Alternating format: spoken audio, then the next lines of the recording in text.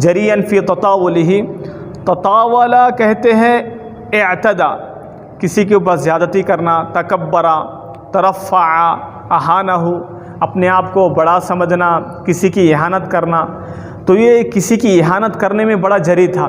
صحراویًا فی لغتہ، لغت کے اعتبار سے یہ صحراوی تھا، بدویًا فی معانیہ، اور یہ جو اپنے کلام کے لیے جو معنی اور مفاہیم کا انتخاب کرتا تھا وہ تمدن سے دور ہوتے تھے، بالکل دیہات کے اندر جو مفاہیم اور معنی رائج ہوتے تھے وہی معنی کو اٹھاتا تھا اپنے اشعار کے لیے۔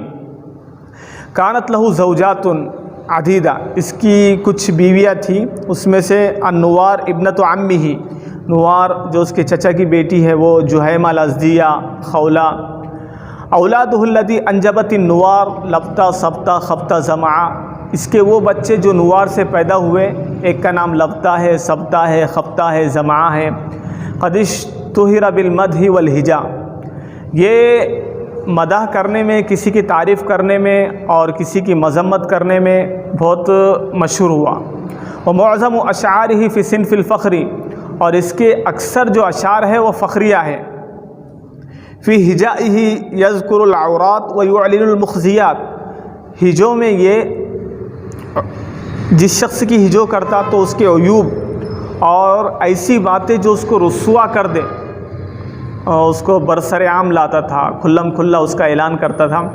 کان یحس انہ من اسرۃ لا تقل عن اسرۃ بنی امیہ شرفا وسیادۃ، فرزدق کو اس بات کا احساس تھا کہ اس کا خاندان کم نہیں ہے بنو امیہ کے خاندان سے، شرافت کے لحاظ سے، سرداری کے لحاظ سے۔ حجاز زیاد ابن ابیہ و حجاج ابن یوسف، فرزدق نے زیاد ابن ابی کو بھی ہجو کی، حجاج ابن یوسف کو بھی مذمت کی۔ دار الحجاء بین جریر و فرزدق حتی 40 سنہ، جریر اور فرزدق کے درمیان ہجو کا یہ سلسلہ، مذمت کا یہ سلسلہ 40 سال تک چلا۔ قیل عنہ، فرزدق کے بارے میں کہا گیا لولا شعرہ لذہب ثلث اللغہ ولضاع نصف اخبار الناس، اگر فرزدق کے اشعار نہ ہوتے تو تہائی لغت ختم ہو جاتی، چلے جاتی، اور لوگوں کے جو قصے اور واقعات ہم تک پہنچے ہیں اس کا آدھا حصہ ضائع ہو جاتا۔